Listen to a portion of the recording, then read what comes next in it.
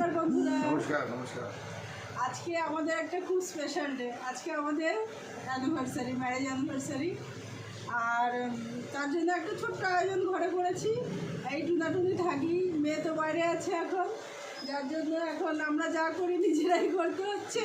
আর আমার লাচ্ছু আছে, লাচ্ছি আছে, এই নিয়ে আমার ছোটো সংসার। এখন এই ছোটো একটু আয়োজন করলাম, তাই আপনাদের সাথে শেয়ার করছি।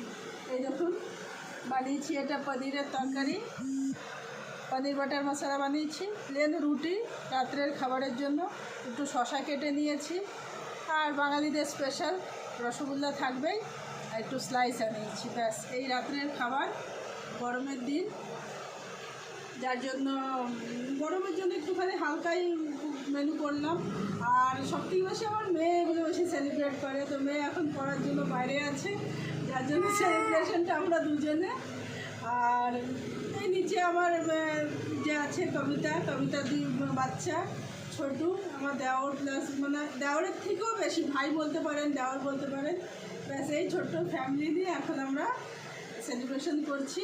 বিশেষ কিছু করছি না, খালি এতটুকুনি করছি যে খাওয়া দাওয়া একটু সবাই মিলে একসাথে করলাম। আর আমার এসেছে, আমার ছেলে, সেও এসেছে, সেই এখন ভিডিও রেকর্ডিং করছে, ওখান থেকে হাত দেখাচ্ছে।